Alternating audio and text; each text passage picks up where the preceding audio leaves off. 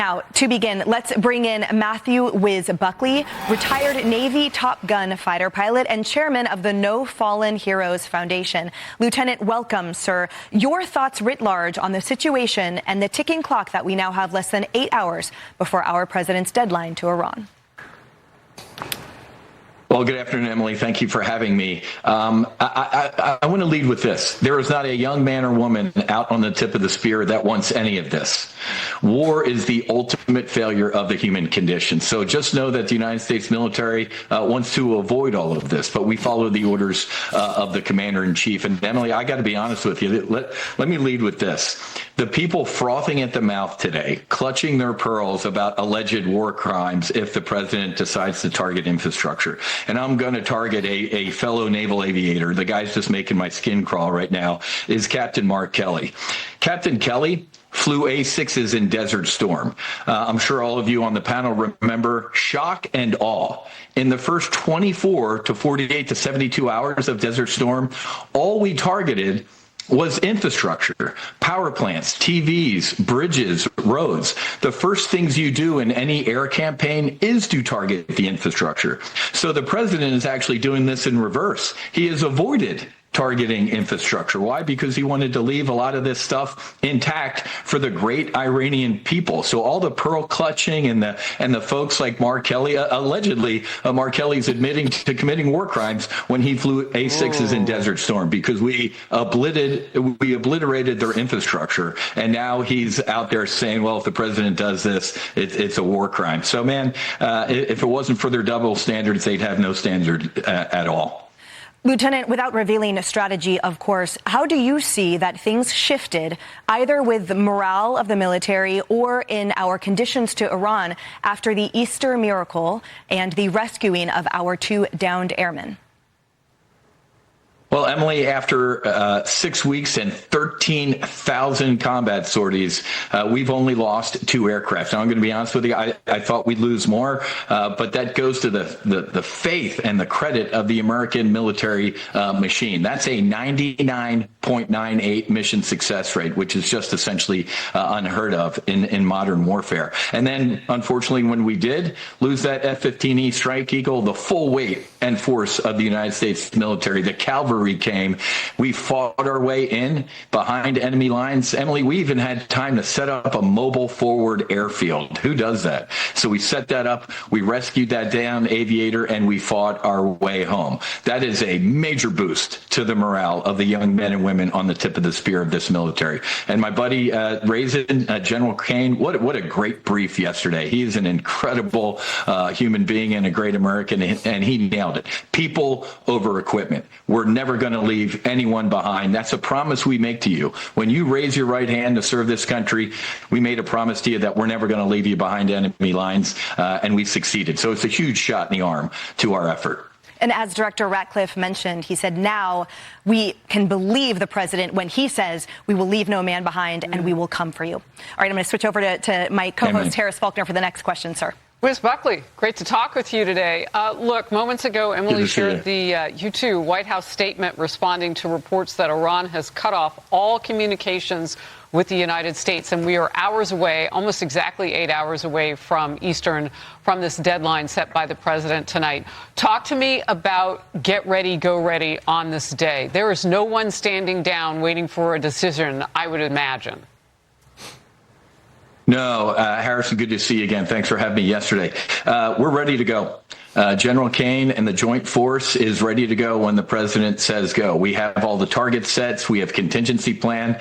As evidenced by our Easter miracle, our combat search and rescue assets are in place. So we're ready to go. We have been planning this for decades. I'm going to age myself, Harris. When I was on the Abraham Lincoln and the Kitty Hawk flying combat sorties over southern Iraq, guess what we were strike planning against? Not Iraq. We already knew that area. We were strike planning against Iran. And this was the mid-90s. So we have been ready. They started this war 47 years ago, and President Trump's going to end it. Kayleigh. Whiz, you know, when I'm looking at some of the reporting out there, Politico says that the Pentagon has a list of energy targets, and these would be energy targets that not only fuel the civilian population, but the military, the IRGC as well. What do you think today looks like at 8 p.m. Eastern time if you were planning this and if you were the architect, of course not revealing any details you might know that are private? Yeah, it's a great question. The same thing we did at the beginning of Operation Desert Storm. You got to take out the infrastructure. You got to take out those bridges, those roads, the TV stations, the communication systems. I got to be honest with you. I'm shocked that folks are still able to operate on Iranian TV. When that lady got up there the other day, the broadcaster, and said, hey, you know, we're going to give you a reward for capturing these folks, I would have taken that studio out immediately. I would have taken out their ability to broadcast. So I think we're going to see potentially, if the president, he's got 51% of the vote. If he says go, I think some of those things might start disappearing. But I'm going to say that again. There's nobody on the tip of the spear right now who is super gung-ho, who either wants to take human lives or destroy things. But if we are forced, we are ready to act. Paul?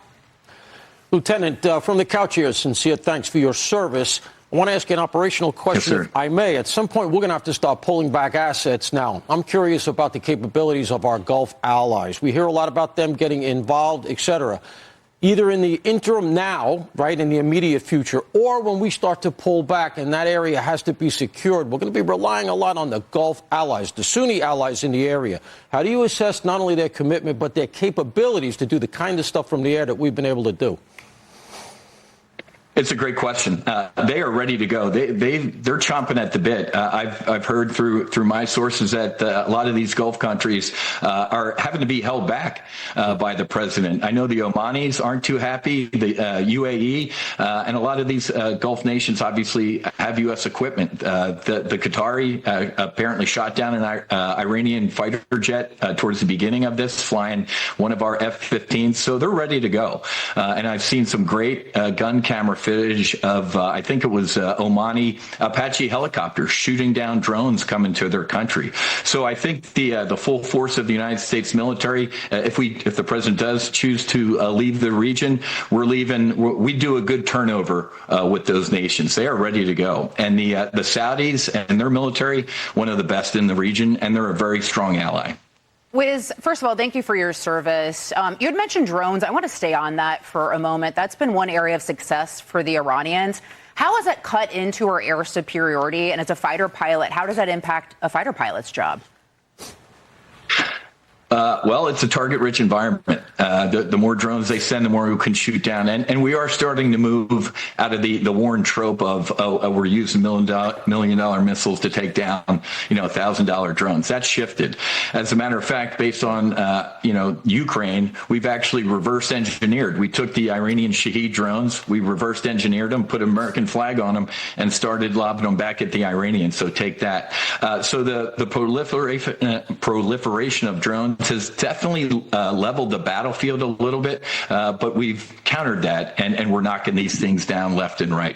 Good to hear. Either with ordnance, with missiles, or also direct energy weapons. We don't even have to fire anything. We can fire a pulse without getting too deep into the details. We can take a lot more of these things down than we did before. Sadly, and I guess not sadly, warfare makes you iterate things. You figure out how very quickly to defeat these things, and I think we're in a good place right now with the drone warfare. Well, Whiz, thank you for joining us today. Thank you for your service. And I just have to say, every time that you join us, you and your like-minded individuals, your fighter pilots, I am just astounded at the caliber and how incredible that you all are. And really, it's a deep honor to have you with us today. And I know that our Americans are in the best hands possible with you guys at the tip of the spear. So thank you.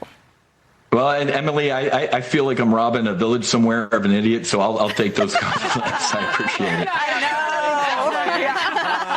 Raise the bar for us. What are you doing? All right, guys.